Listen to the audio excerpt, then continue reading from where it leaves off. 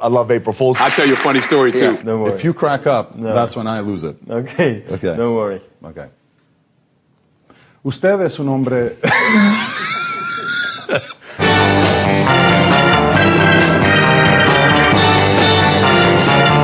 Someone sent you a twerkogram. Okay, well, let's get to twerking then. What's up? Oh, God. Oh. And if you look at the crest, you'll notice that under this hallowed word, there are 3 bunches of asparagus. And after a while, house was full again. Yeah, you know, when you're a kid, you're like, oh, one day I'm gonna be signing all these girls, and then, no, not me. Big brutes. Aussie rugby players. Aussie rugby players.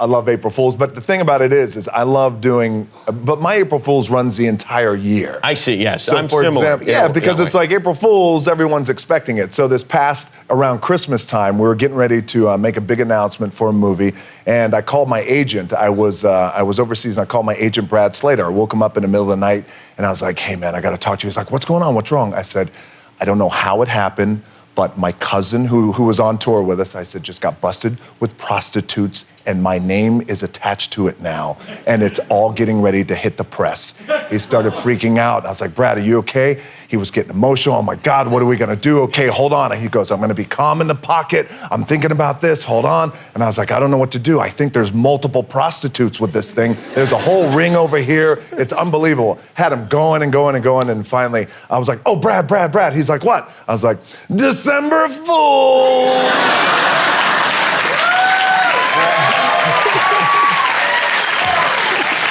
That's ridiculous. And it's ridiculous, and that's the thing. I'm like, December Fool! You gotta say it like that, and there was a long pause. Have you ever... I had breakfast with Archbishop Desmond Tutu and lunch with Nelson Mandela. Wow. And actually, when he came to the States, Yeah. the last time he came to California, came to our house. Well, that's pretty good. Now, see, that's... I'll tell you a funny story, too. Yeah. He'll be mad at me for telling this, but I'll tell it anyway. Sylvester Stallone, he lives up we're like in a gated community. He lives over there. And he wasn't invited. I would have invited him, but we had about maybe 40, 50 people there, you know, and I had my children. I said, you can invite one friend, and, you know, Oprah Winfrey, different people were there. And the security, they had security helicopters like it was the president. Yeah. They're like, Mr. Washington, Rocky's out front. He's pacing. he's like looking in the gate. I said, he's like, should we let him in? I'm like, yeah, let Sylvester come in. Yeah. They said he was outside looking sad. Like, man. Can you see Rocky? Yo, Mr. Mandela, how you doing? Mr. Mandela, how you doing? How you doing? How you doing? Yo, Adrian. It's Mandela here. It's Mandela over here.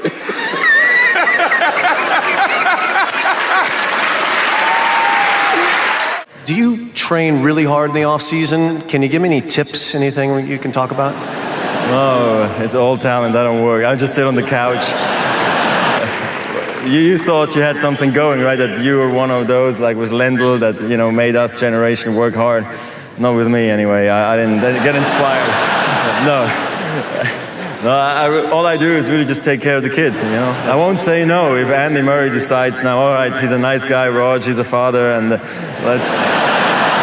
You know, I won't say no.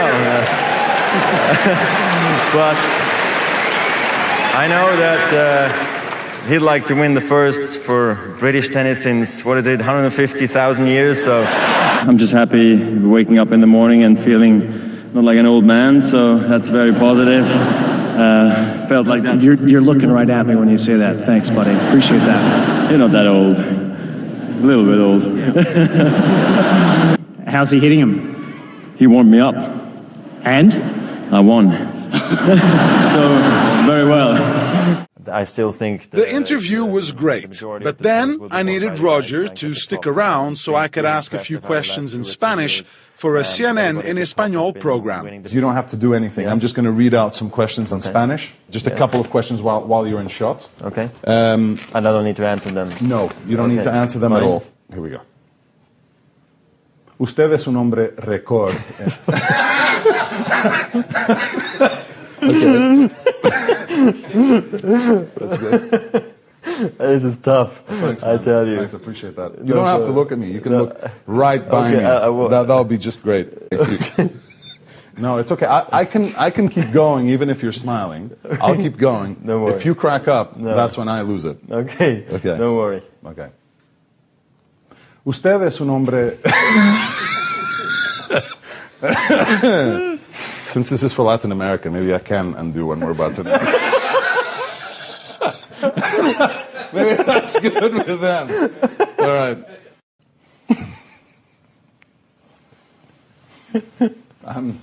Do I need to be on the shot? I guess not. Yeah, right? well, it's better you are in the shot. That's why. Just shut your eyes, Roger.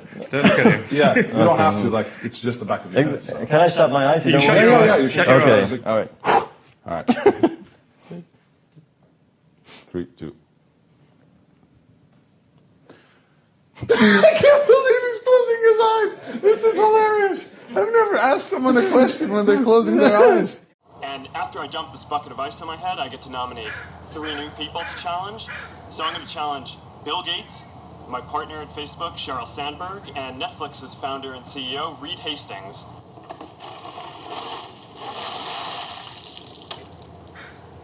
I'm glad to give to ALS. It's a great cause, but I want to accept this challenge. I want to do it better than it's been done. Been working on this, you know, got this design. There we go. Yeah. It's going to be great.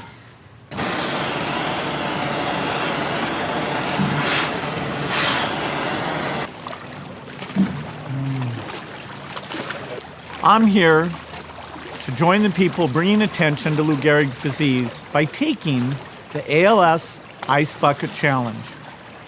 I'm going to challenge 3 more people: Elon Musk, Ryan Seacrest, and Chris Anderson of TED. Consider yourself challenged. You have 24 hours. Good luck.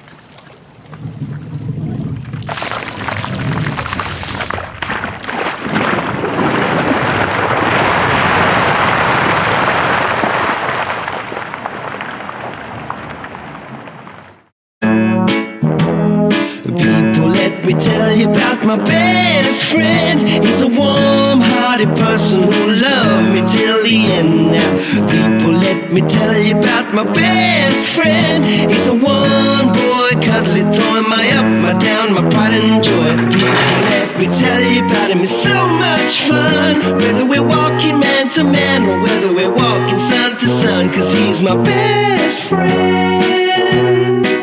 Yeah, he's my best friend.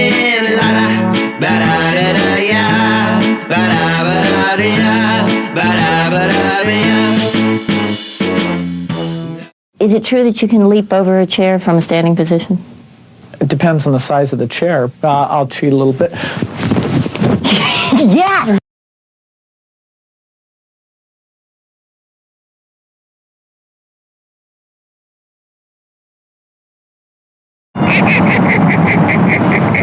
Oh, behave.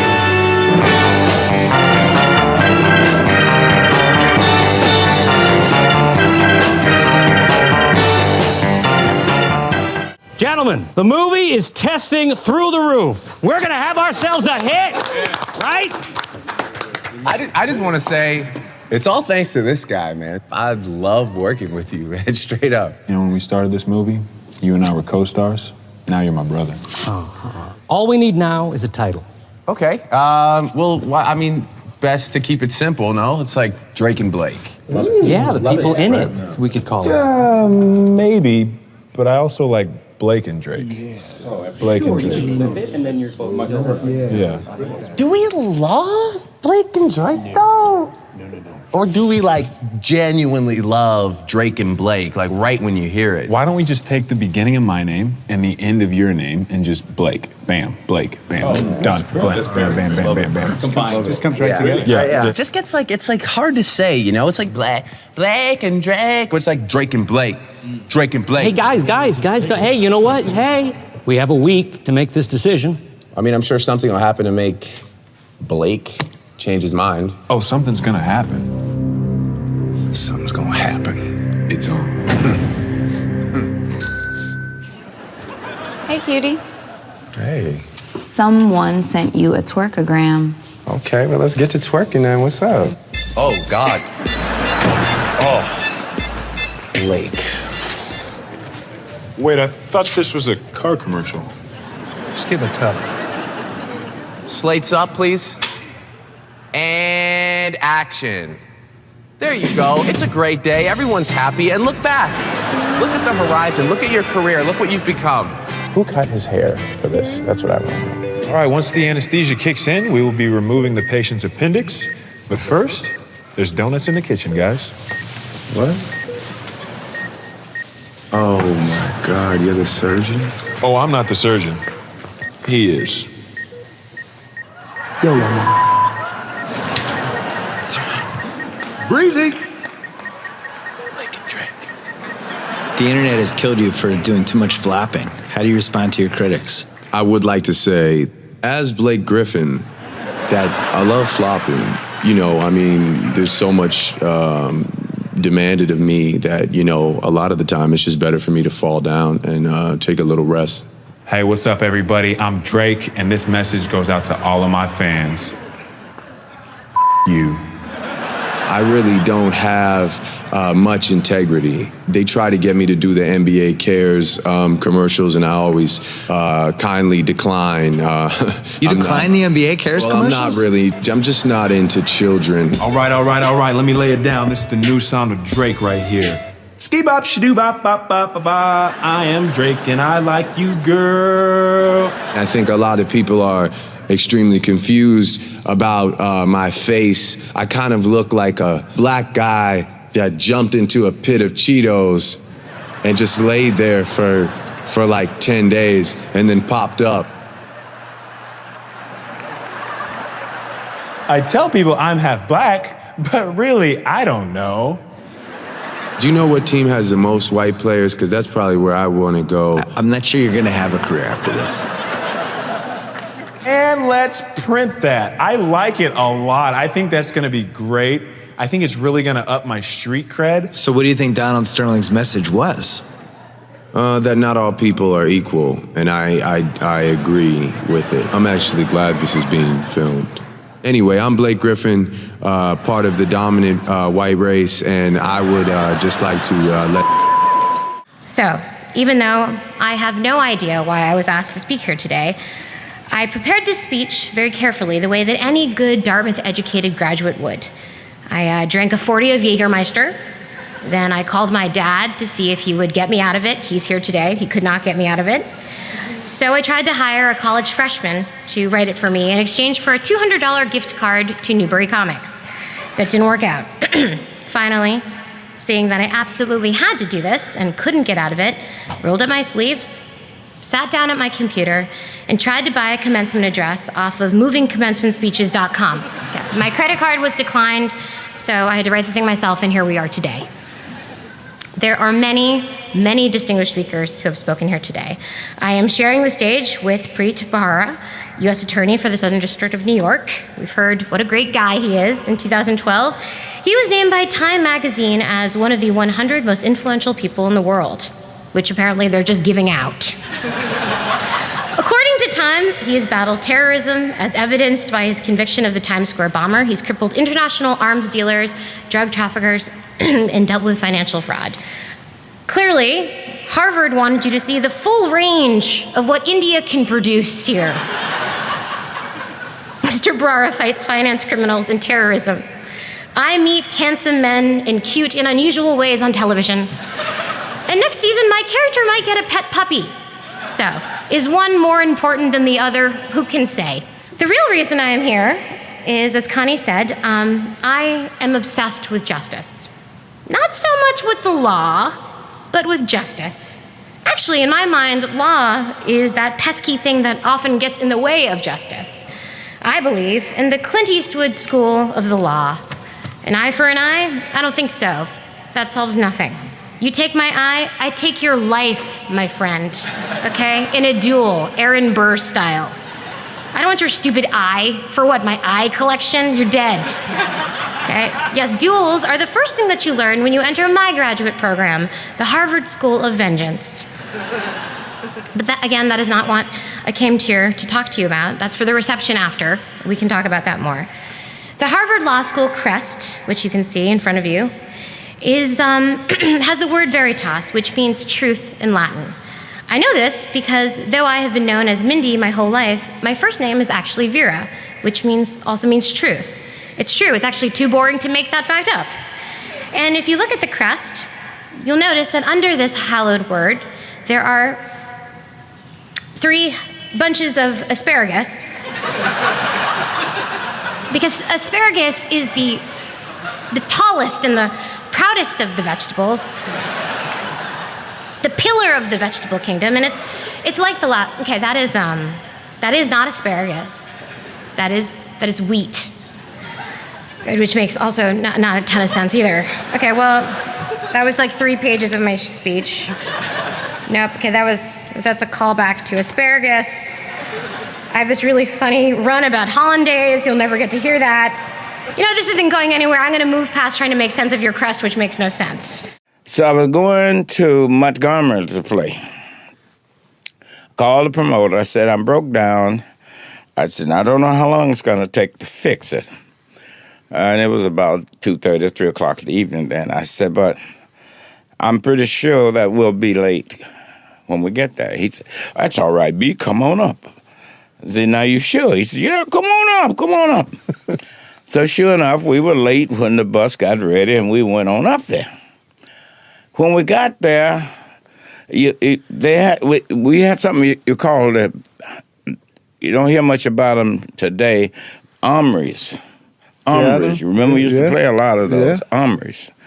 So the armory, you started from the ground floor and you had to walk about 10 or 15 stairs, and there was a platform like it. So that's where he was set to collect his tickets and the money.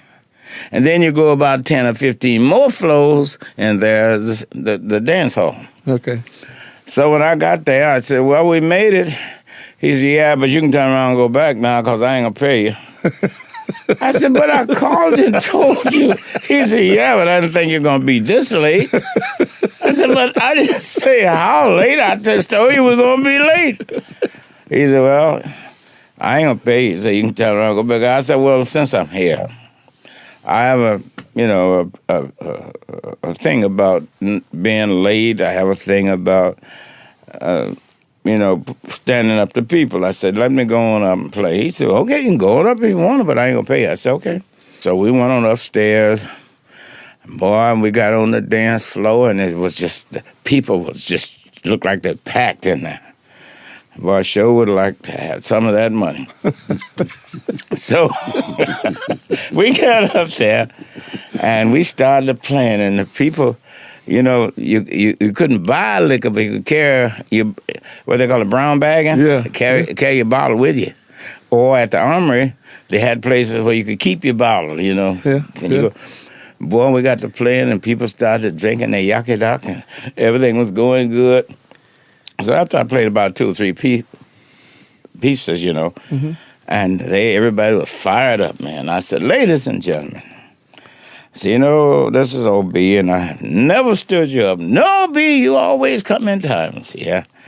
I said, well, I got something sad to tell you, but when I came upstairs, the boss told me he wasn't going to pay me. Everybody got quiet. What? I said, no, he said he wasn't going to pay me. And now I ain't telling you what to do, but I feel that if I'm going to play free, you should be able to listen free. So I ain't going to tell you what to do. He done said he ain't going to pay me. And I'm up here playing Hey, you ought to check on your money. I ain't telling you to do it, but you should. Boy, a little bit later, the money went one way and the dude went the other. And after a while, the house was full again. I was at the airport, and these huge Irish dudes start pacing around me. And I was like, all right, it's going to go down at the airport. Here we go. And they go, aye. I think they're Australian, so let me change the Australian accent. I said, aye, are you Bruno Mars? And I was like, yes.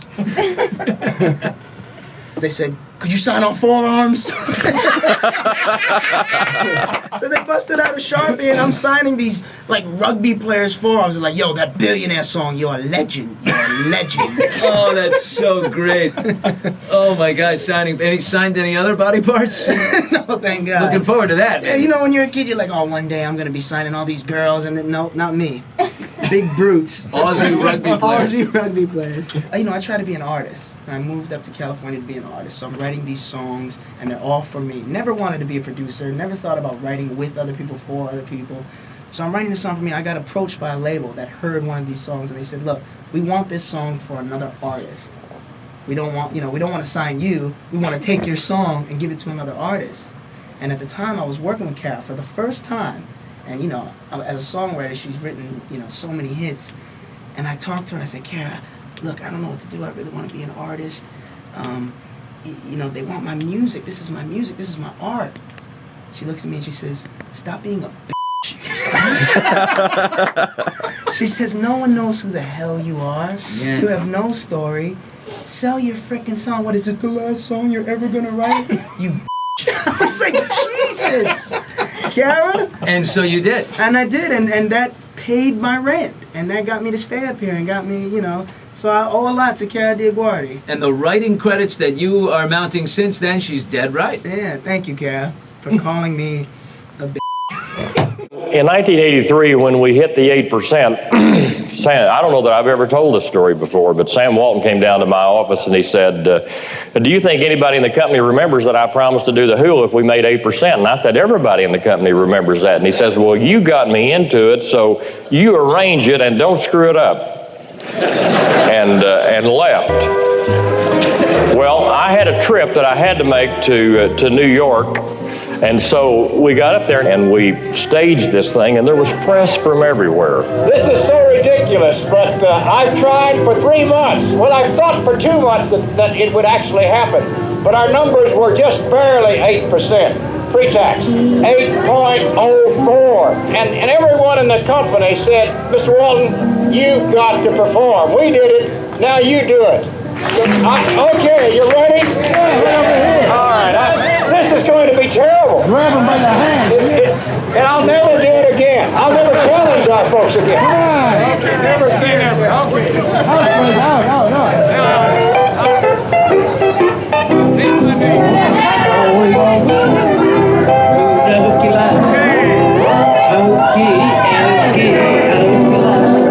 I'm fulfilling an obligation to our employees. I wagered with them a year and a half ago that in the year of 1983, they never could possibly achieve a better than 8% net profit corporately.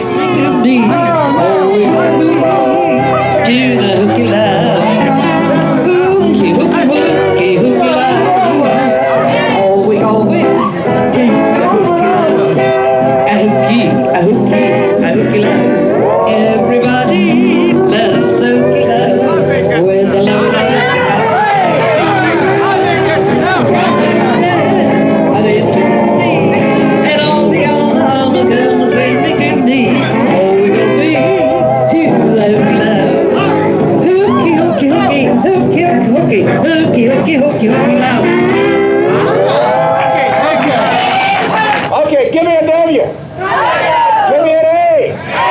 Give me an L. Give me a hyphen. Give me an M.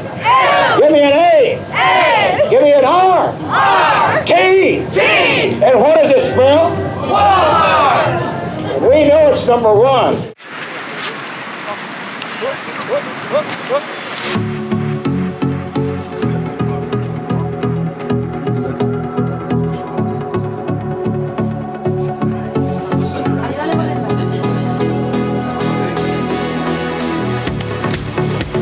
Vamos a dar um gajo maluco.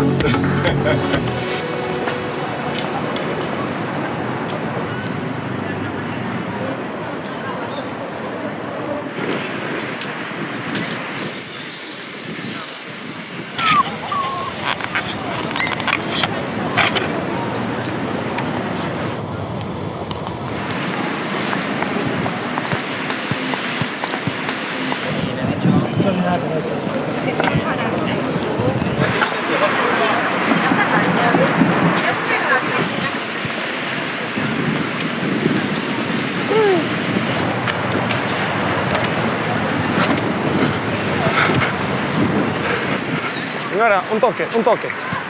Toma, un dos. Señor, señor, un dos.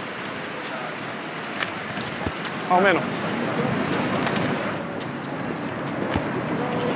¿Quieres dar el número de teléfono? No.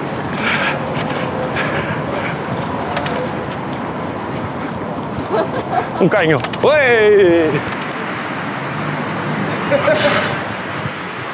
¡Uy! ¡Uy!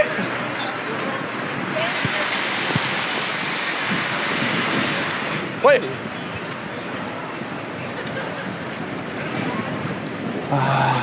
¡Un cansancio, eh!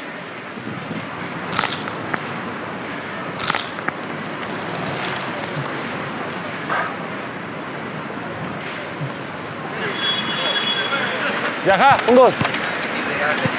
¡Wow! Oh, otra vez, de cabeza. Cabeza. Yeah. ¡Olé!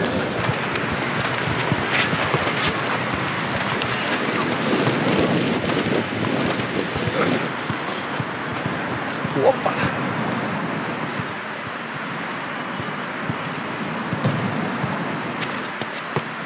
Muestra lo que sabes hacer, dribles, así.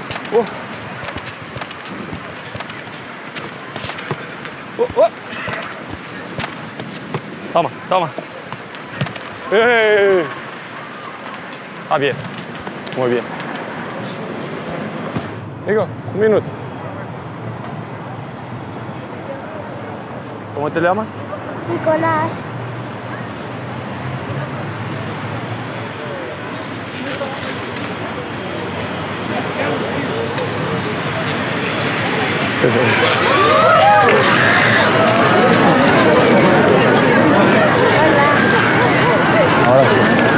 Ahora para ti.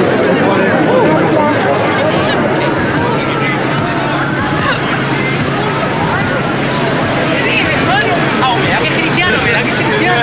Era cristiano. Cristiano Ronaldo.